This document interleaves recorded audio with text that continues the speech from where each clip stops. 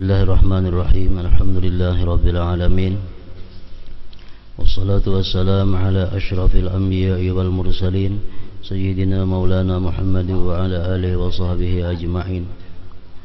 Qala al-musannif al-imam al-habib al-allamah Ahmad bin Zain bin Arabi al-Habsyi rahimahullah ta'ala nafa'ana bi ulumih. Wa fi sahih man qala la ilaha illallah wahdahu la syarika lah lahul mulku wa lahul hamdu yuhyi wa yumiit wa huwa ala kulli syai'in qadir 10 marrat kana kaman a'taka arba'ata anfusin min waladi Ismail. Wa fi riwayat man qalaha fi kulli yawmin mi'ata marrah kanat lahu 'adlu 10 riqab wa kutibat lahu mi'atu hasanah wa muhiyat anhu mi'atu sayyi'ah wa kanat lahu hirzan min asy-syaitan yawmahu dzalik hatta yumsiya wa lam ya'ti ahadun bi afdala mimma jaa'a bih illa ahadun amila aktsara min dzalik. Wa qala alaihi salam kalimatani khafifatani 'ala al-lisan thaqilatani fil mizan habibatani ila ar-rahman subhanallahi wa bihamdihi subhanallahil azim. وقال صلى الله عليه وسلم أحب الكلام إلى الله أربع سبحان الله والحمد لله ولا إله إلا الله والله أكبر لا يضرك بأيهن بدأت. وعنه عليه السلام من قال حين يأوي إلى فراشه استغفر الله الذي لا إله إلا هو الحي القيوم وأتوب إليه 3 مرات غفر له ذنوبه وإن كانت مثل زبد البحر أو عدد رمل عالج أو عدد ورق الشجر أو عدد أيام الدنيا. وأما قول سيدنا الناظم رضي الله عنه نفعنا به والمسلمين وعليك بالصلوات فاعرف حقها ومكانها من دين ربك واخضعي وأحسن محافظة عليها وأحضرا فيها ولا تغفل ولا تتوزعي إلى آخره. Makna daripada kalam Al-Allamah Al-Habib Ahmad bin Zain bin Alawi rahimahullah wa nafa'ana bi ulumih.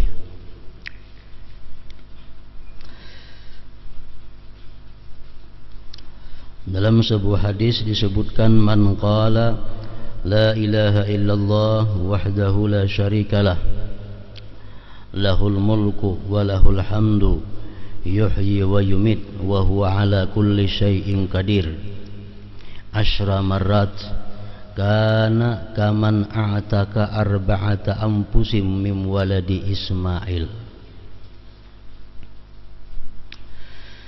Barang siapa mengucapkan la ilaha illallah wahdahu la syarikalah, tidak ada Tuhan selain Allah, hal keadaannya sendiri, tidak ada sekutu baginya. Lahul mulku wa lahul hamdu, baginya Allah kerajaan dan baginya Allah segala pujian. Yuhyi wa yumit, dia menghidupkan dan mematikan. Wa huwa ala kulli syai'in qadir, dan dia atas tiap-tiap sesuatu berkuasa. Sebanyak 10 kali dia baca tadi, maka ia akan memperoleh pahala sebanyak pahala orang yang memerdekakan 4 orang budak keturunan Ismail.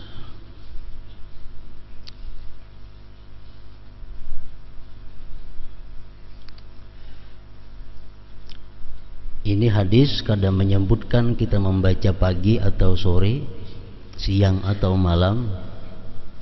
Cuma siapa-siapa yang membaca ini 10 kali, dia membaca 10 kali, diberi Allah pahala sama dengan orang yang memerdekakan 4 orang budak dari keturunan Ismail.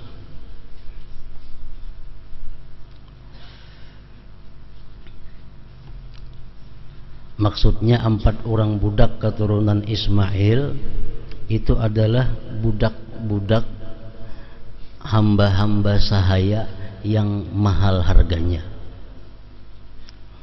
Ini ada keturunan Ismail, ada keturunan Ishak, anak Nabi Ibrahim, ada Ismail, ada Ishak. Kalau keturunan Ismail itu lebih mulia dari keturunan Ishak. Kenapa sebabnya? Karena Rasulullah itu berada di jalur keturunan Nabi Ismail alaihi salam. Jadi budak atau hamba sahaya yang berasal dari keturunan Ismail itu lebih mahal harganya ketimbang budak keturunan lainnya. 10 kali kita baca kalimat-kalimat tadi sama dengan memerdekakan 4 orang budak. Para ulama hadis meneliti kenapa 4 orang budak, kada 5, kada 6, kada 7, kada 10. Membaca tadi 10 kali diberi pahala sama dengan memerdekakan 4 orang budak. Nah, para ulama hadis meneliti karena di dalam kalimat-kalimat yang kita baca tadi, la ilaha illallah wahdahu la syarikalah, lahul mulku wa lahul hamdu yuhyi wa yumiit wa huwa ala kulli syai'in qadir. Nah, dalam kalimat itu ada 4 bab. Pertama di situ bab isbatil uluhiyah. Bab mengenai menetapkan ketuhanan. La ilaha illallah wahdahu la syarikalah. Itu bab isbatil uluhiyah, menetapkan ketuhanan hanya kepada Allah. Yang kedua, isbatil muluk, menetapkan kerajaan bagi Allah. Lahul mulku, baginya Allah kerajaan. Yang ketiga, isbatis sana, menetapkan puji-pujian bagi Allah. Lahul mulku walahul hamdu. Yang keempat, isbatil kudrah, menetapkan kudrat bagi Allah, wa huwa ala kulli syai'in qadir.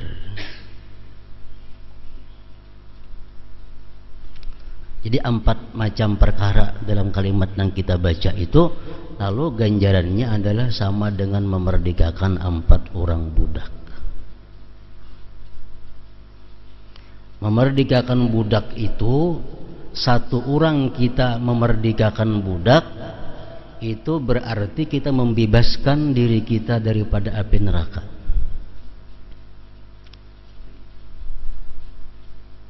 Kalau kita membebaskan 1 orang hamba sahaya, kita bebaskan dia dari perbudakan, itu berarti kita membebaskan diri kita daripada api neraka. Semakin banyak budak-budak hamba-hamba yang kita merdekakan, semakin banyak kita memerdekakan diri kita daripada api neraka.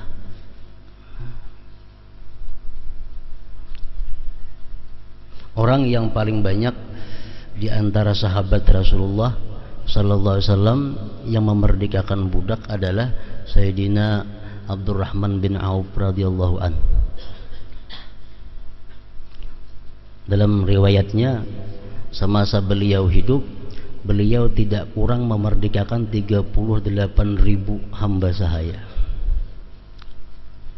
38.000 hamba sahaya yang beliau merdekakan.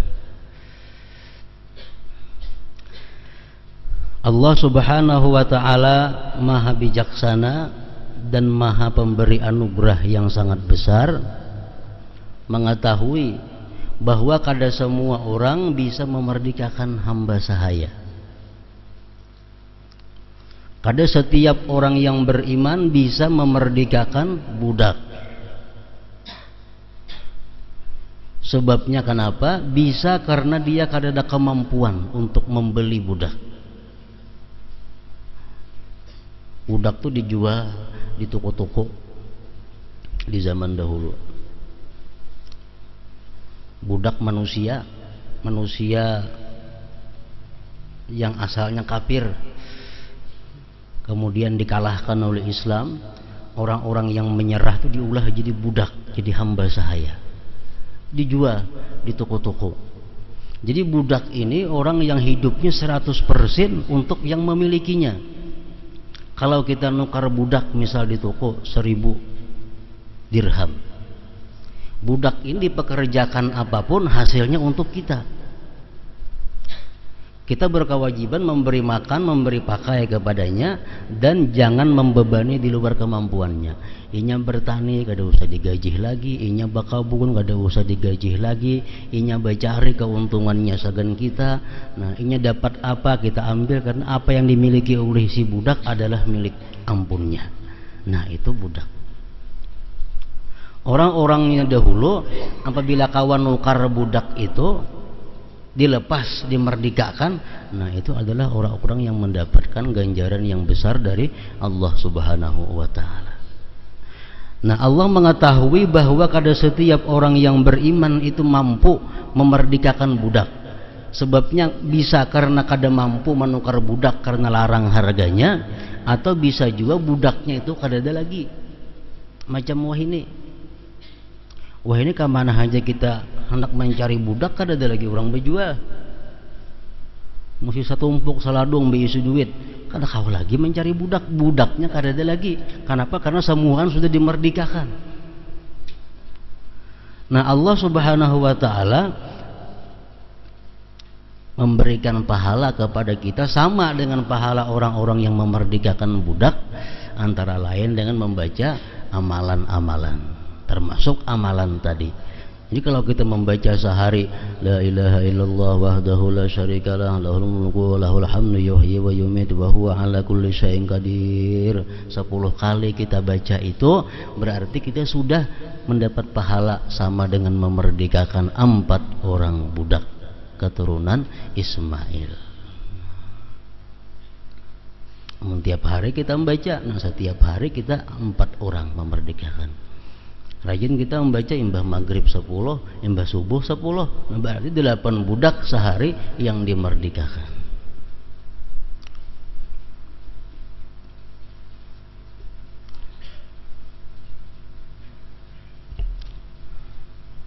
Jadi Allah Subhanahu wa ta'ala pasti memberikan jalan kepada kita tentang padilat-padilat, keutamaan-keutamaan yang kadakawa kita dapatkan. Pasti ada Allah maulahkan jalan nang supaya nilainya sama.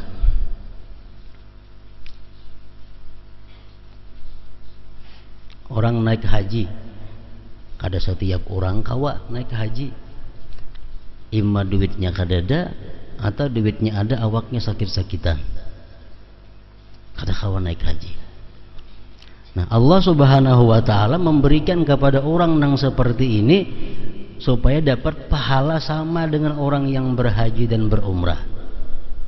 Karena hadis Rasulullah mengatakan, man shallal fajra fi jama'atin, siapa sembahyang subuh berjamaah, summa qa'ada yadhkurullah, kemudian duduk berzikir kepada Allah ila tulu'is syamsi, sampai terbit matahari, summa shalla raka'atayn, kemudian dia sembahyang 2 rakaat, kanat lahu ka ajri hajjatin wa umratin tammah, adalah dia, ujar Nabi, sama dapat pahala orang yang haji dan umrah sempurna.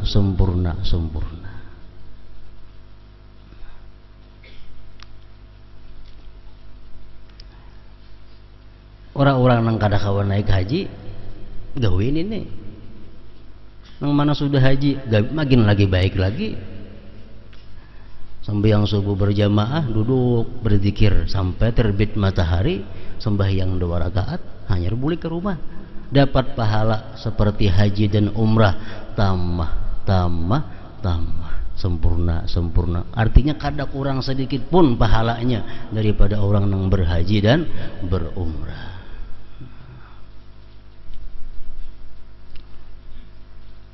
Ada lagi hadis Rasulullah mengatakan, man zara qabra walidayhi aw ahadihima kana lahu ka hajjatin, barang siapa ziarah kepada kubur kedua orang tuanya, ziarah ke kubur kepada kedua orang tuanya atau salah satunya, misalnya saya belum mati, dia dapat pahala ka hajjatin seperti haji. Jadi ziarah kubur adalah merupakan perjalanan haji. Ziarah kubur kepada kedua orang tua, maksudnya kalau kedua-duanya sudah meninggal. Amun ya saekung au ahadihima kahajjatin, seperti haji.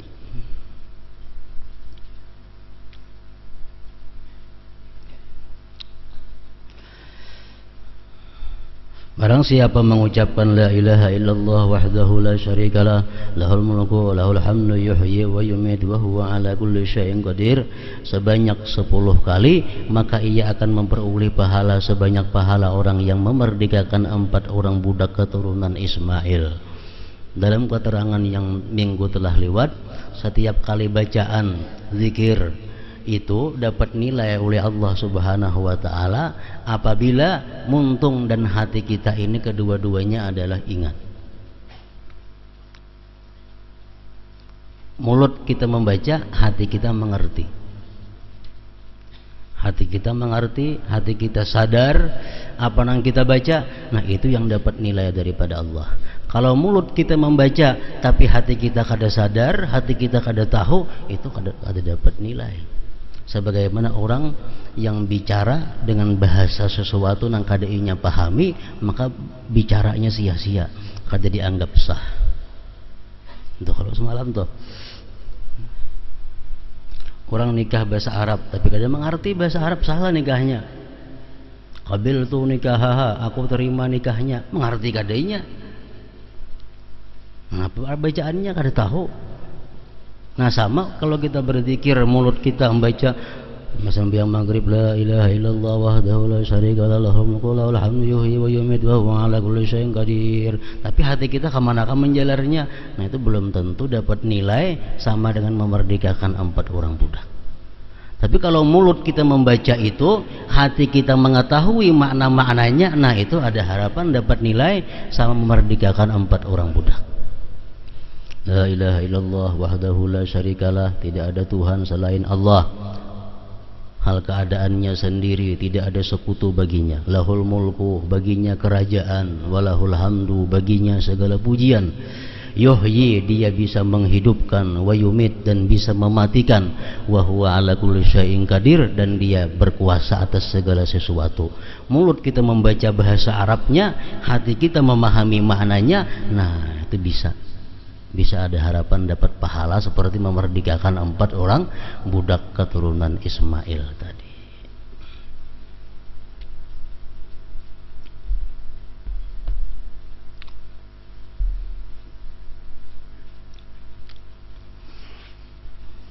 Mirip lawan bacaan orang nang masuk ke pasar. La ilaha illallah wahdahu la syarikalah lahul mulku wa lahul hamdu yuhyi wa yumit wa huwa hayyun la yamut biyadihil khair wa huwa ala kulli syai'in qadir. Itu bacaan kita masuk ke toko, atau kita bacaan masuk ke wilayah pasar, disuruh kita membaca itu la ilaha illallah wahdahu la syarikalah lahul mulku wa lahul hamdu yuhyi wa yumit wa huwa hayyun la yamut biyadihil khair wa huwa ala kulli syai'in qadir. Kurang lebih bacaannya. Nah bacaan yang kita ke pasar atau kita baca itu sekali aja membaca, masuk ke toko kita baca la ilaha illallah wahdahu la syarikalah lahul mulku wa lahul hamdu yuhyi wa yumit wa huwa hayyun la yamut biyadihil khair wa huwa ala kulli syai'in qadir. Kita baca dalam toko atau di pasar. Nah apa ganjarannya? Kataballahu lahu alfi hasanah. Allah tulis bagi dia 1 juta kebajikan. Ini hadisnya kada dhaif nih. Ada mengatakan sahih, ada mengatakan hasan. Allah tulis bagi dia 1 juta kebajikan. Wa maha anhu alfi sayyi'ah. Allah hapus bagi dia 1 juta kesalahan. Wa rafa'alahu alfi darajah. Allah angkat bagi dia 1 juta derajat. Wa bana lahu baitan bil jannah. Allah ulahakan dia 1 bangunan di dalam surga. Nah kalau kita di toko membaca tadi sekali saja.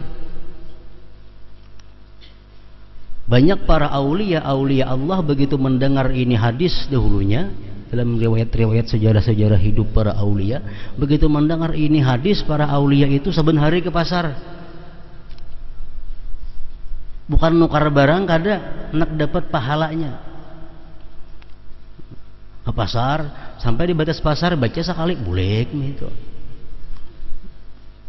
Kenapa? Karena Allah memberi dia 1 juta pahala dan menghapuskan 1 juta dosa, meninggikan dia 1 juta derajat dan membangunkan dia 1 bangunan di dalam surga. Di toko tulis di gana-gana di toko tenang, biar masuk ke toko, la ilaha illallah wahdahu la syarikalah lahul mulku wa lahul hamdu yuhyi wa yumiitu wa huwa hayyun la yamut biyadihil khair wa huwa ala kulli syai'in qadir. Sekali aja membaca.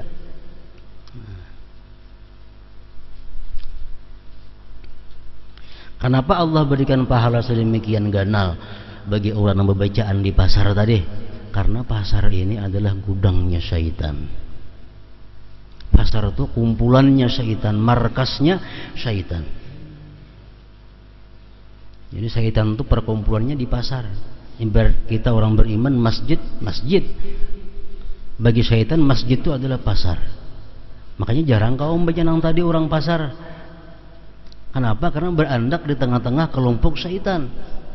Kalau kita kawa ingat kepada Allah di tengah-tengah orang kelompok syaitan, bukan main pahalanya. Kalau kita kawa ingat kepada Allah di tengah-tengah majelis syaitan, ganal bana pahalanya. Nah, makanya Allah memberi pahala 1 juta, menghapuskan 1 juta kesalahan kita.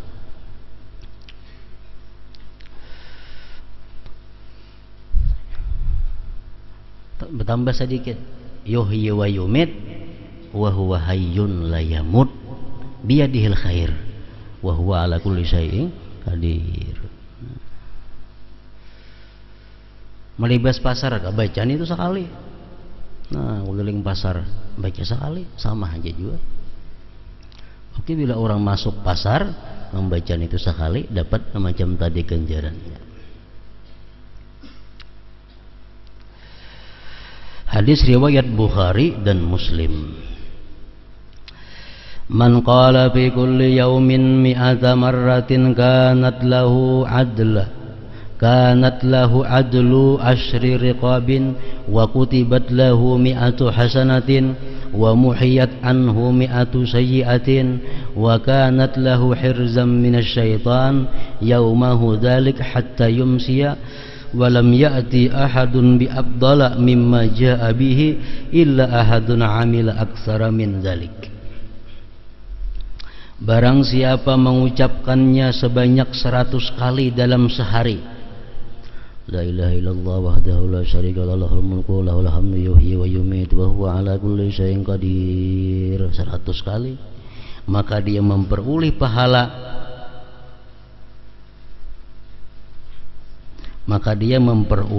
pahala membebaskan 10 budak. Dicatat 100 kebaikan, 100 saja, dan dihapus 100 kejahatan. Coba kalau di pasar tadi membaca yang tadi 1 juta, dan bacaan tersebut akan menjaganya dari gangguan syaitan di hari itu hingga sore, dan tidak ada seorang pun yang lebih utama darinya kecuali orang yang beramal lebih banyak dari itu. Hadis riwayat Tirmidzi.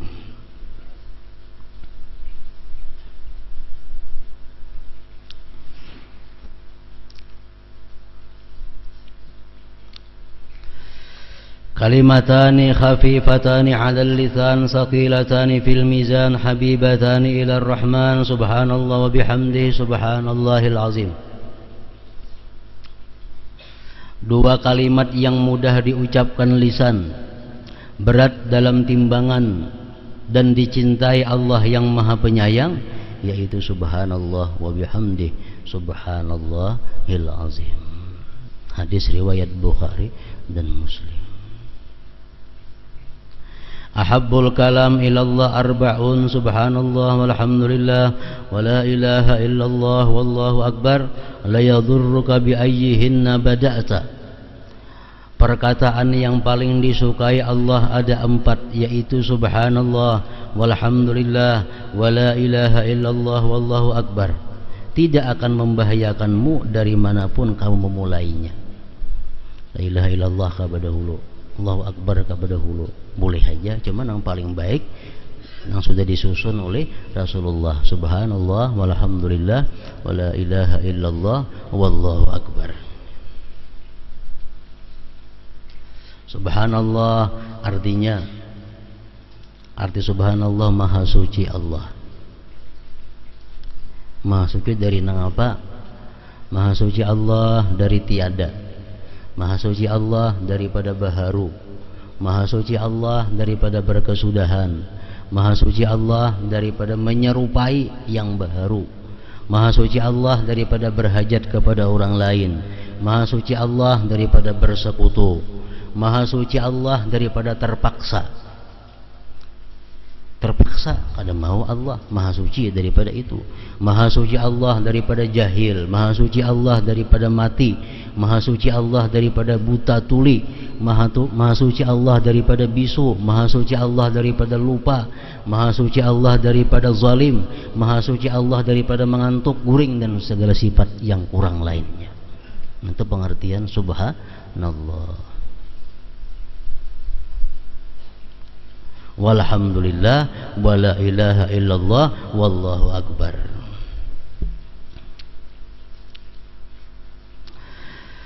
Hadis riwayat Muslim.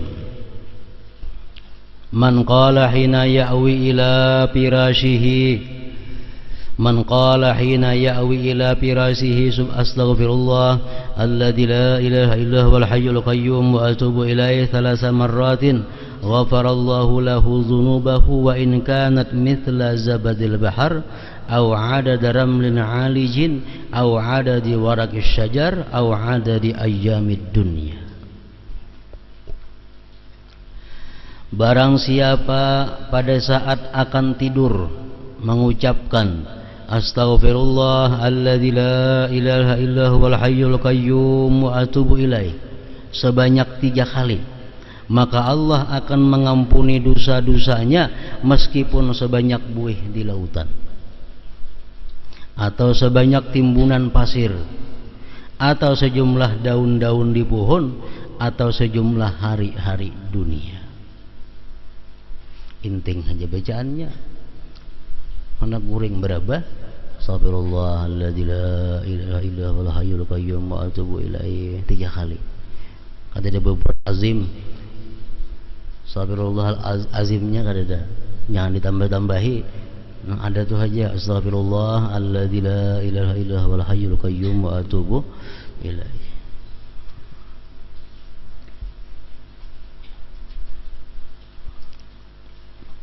Sama lawan imbas sembahyang. Imbas sembahyang fardu, assalamualaikum warahmatullah, assalamualaikum warahmatullah, astaghfirullah alladzi la ilaha illa huwal hayyul qayyum wa atubu ilaih. Allah ampuni dosanya sekalipun dosa besar yang berhubungan dengan Allah tentunya. Wa in kana parra minaz zahfi, walaupun dia lari daripada medan perang, itu dosa besar. Jadi penting benar imbas sembahyang itu mengucap istighfar itu 3 kali.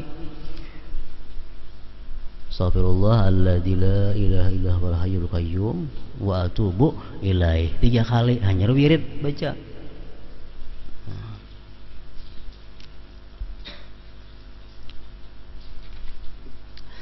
Nah, kemudian salat, wa 'alaika bis salawati fa'rif haqqaha wa makanaha min din rabbika wakhda'i wa ahsin muhafazatan 'alaiha wa ahdiran biha wa la taghful wa la tatawazza'i. Artinya, laksanakanlah salat serta ketahuilah hak dan kedudukannya dalam agama Tuhanmu, dan tunduklah kepadanya. Peliharalah salat dengan baik dan hadirkan hatimu ketika mengerjakannya, jangan lalai dan terbagi perhatianmu. Dalam bait di atas, Sayyid Abdullah bin Alawi Al-Haddad rahimahullah mewasiatkan agar kita selalu memelihara, mengetahui hak, kewajiban, kedudukan, nilai dan derajat salat dalam Islam. Kedudukan salat dalam agama seperti kepala bagi tubuh.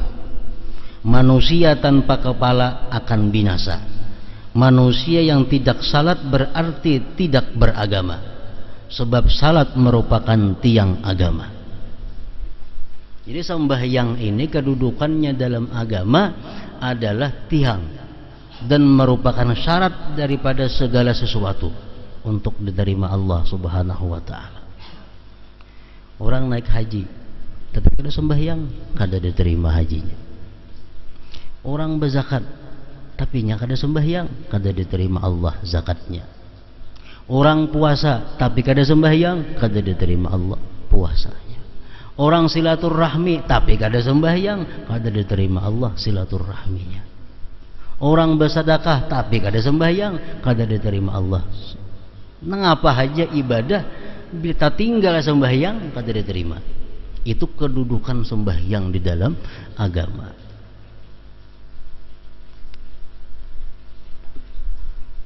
Ulama fikih mengatakan, andai kata kita naik haji tapi kita meyakini dalam perjalanan haji itu mesti ada tertinggal sembahyang, kada wajib naik haji daripada pentingnya sembahyang.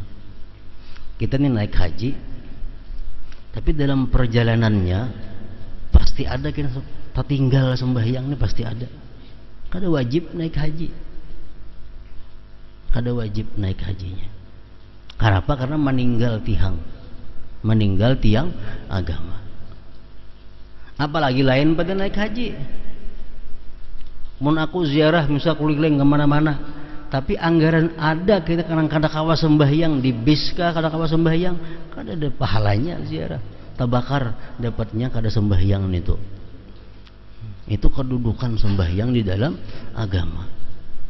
Gawian nang apa bila anggaran sembahyang luput sia-sia. Baaruhan, enggak pengantinan, enggak mulutan, enggak apaan, ke anggaran sembahyang jadi kabaan, kada ada hasilnya. Sibuk melayani orang, kayaknya kada ada sembahyang lagi, kada ada hasilnya. Itu kedudukan sembahyang dalam agama.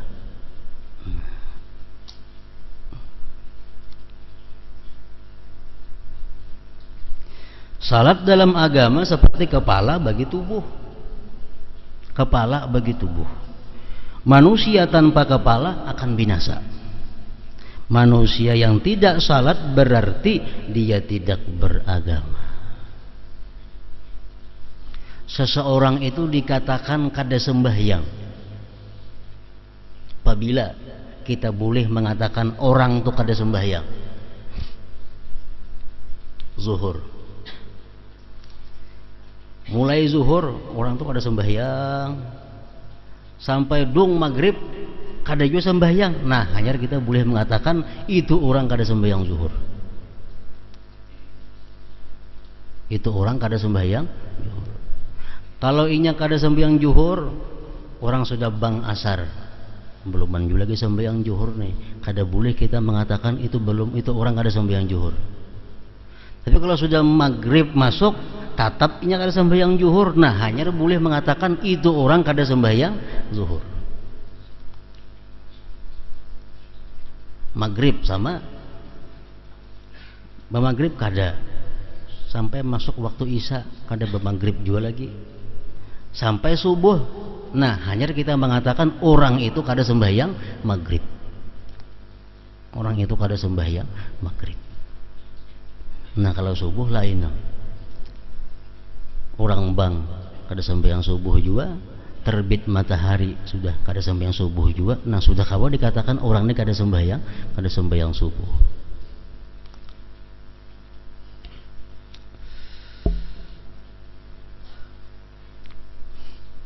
Kita memberi zakat nih kepada orang yang kada sembahyang, sahlah zakatnya?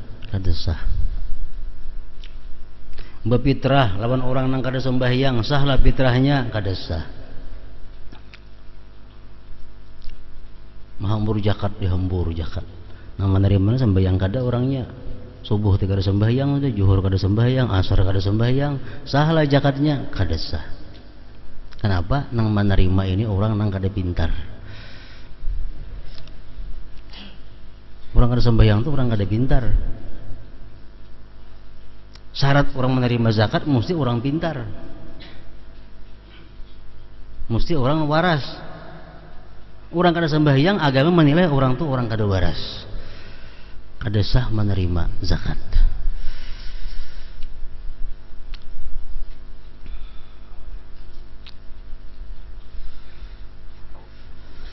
Dalam bait di atas, Said Abdullah bin Alawi Al-Haddad radhiyallahu anhu juga menjelaskan agar kita tunduk merendahkan diri kepada Allah ketika menunaikan salat. Sebagaimana disabdakan Rasulullah sallallahu alaihi wasallam dalam sebuah hadis. Kata din, kalimat din memiliki banyak arti. Di antaranya adalah tauhid, Islam, taat, agama, hisab, pembalasan, dan hari kiamat. Bisa diartikan din. Hari kiamat disebut sebagai yaumiddin. Maliki yaumiddin, raja di hari kiamat. Din di situ artinya adalah kiamat. Sebab di hari itu terjadi hisab dan pembalasan.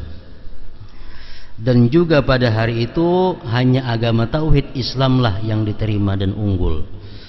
Kemudian Allah melaksanakan hukumnya dan menunjukkan kekuasaannya. Kata Tuhanmu Rabbik, kalimat Rabbik dalam bait tadi dapat berarti pemimpinmu, penguasamu, penciptamu, pengurusmu, yaitu Allah subhanahu wa ta'ala. Sayyid Abdullah bin Alawi Al-Haddad rahimahullah menasihatkan agar kita tunduk kepada Allah di dalam dan di luar salat.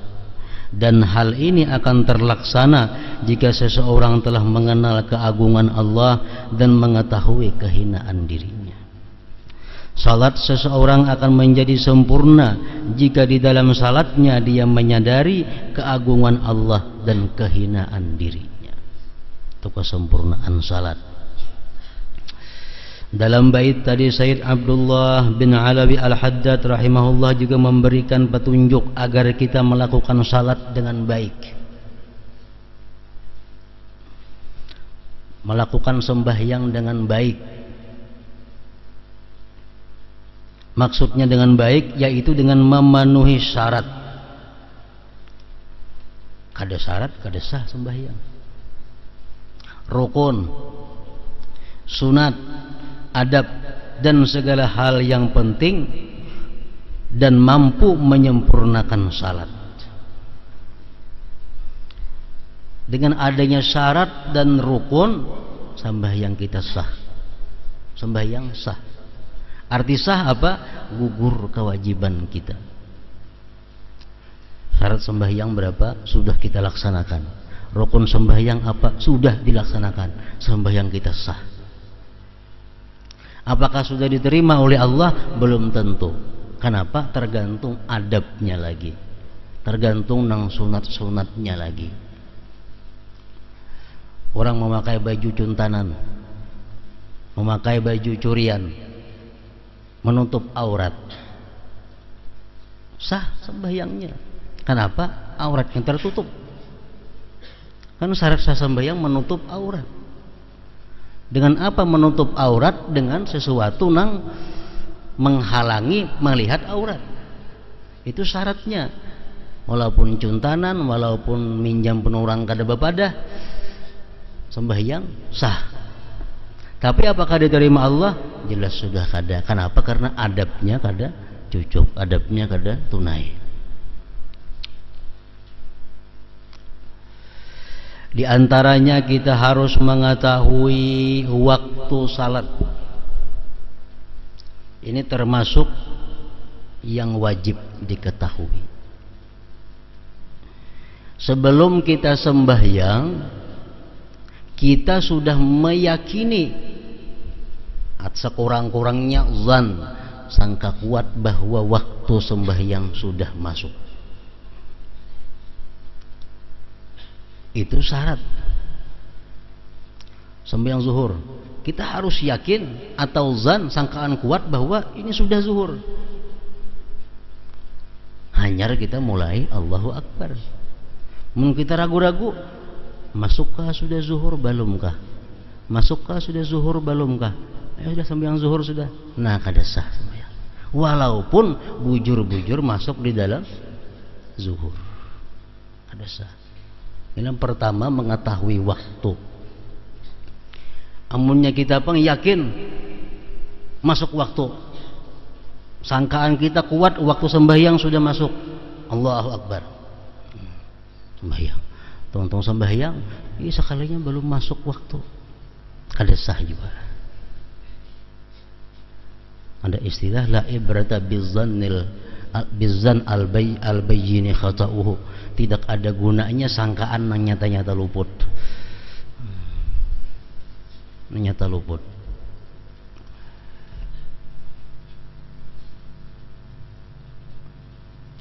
Berarti jam di rumah orang jam 12:04. Oh, ini sudah zuhur masuk. Allahu Akbar, sembahyang zuhur.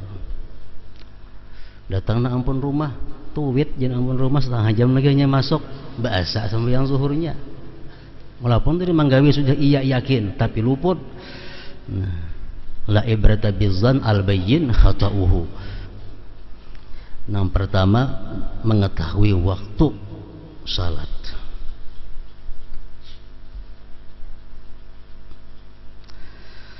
Kemudian termasuk lagi mengerjakannya di awal waktu.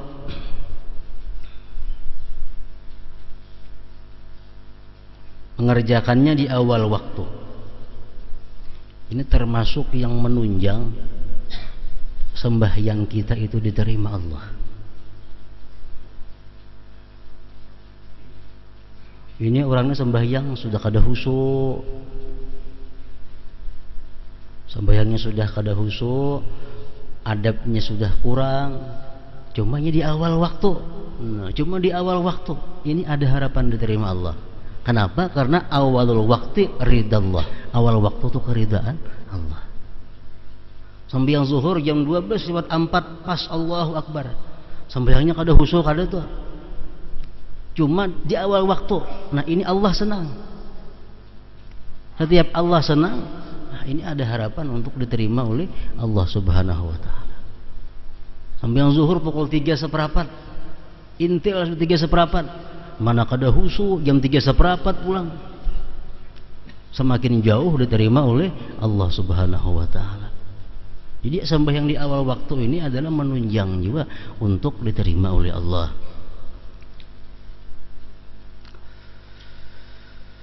Dengan hati yang hadir dan ikhlas, tidak lalai dan tidak pula hanyut mendengarkan berbagai bisikan hati, memusatkan seluruh perhatiannya kepada salat sehingga tujuan, niat, gerak dan diamnya menjadi ikhlas untuk Allah Ta'ala semata. Berusahalah sekuat tenaga untuk melaksanakan semua itu. Niscaya Allah yang Maha Pemurah agar memberi hidayah, bimbingan dan pertolongan. Jadi sembahyang itu khusyuk ini adalah yang khilaf ulama, ada mengatakan wajib, ada mengatakan kada. Oleh karena itu kedudukan khusyuk ini sangat kuat dalam sembahyang, sehingga hal-hal lain kadang-kadang dikalahkan demi khusyuk. Kalau sembahyang di awal waktu kok kada khusyuk, kenapa? Ribut. Jam 12:04 nih awal waktu, cuma manusia ributannya di sini. Kalau khusyuk sembahyang, kalau sembahyang zuhur pukul 3, aku khusyuk karena sudah tenang. Baik pukul 3. Baik pukul 3. Ini daripada mengutamakan khusyuk. Kalau aku sembahyang berbaju kaos, betapih, bakupiah, khusyuk. Kenapa? Ringan. Kalau aku memakai gamis, bejubah, bebulang, berselindang, bisa kada khusyuk, barat dan humap. Mana baiknya? Baik khusyuk.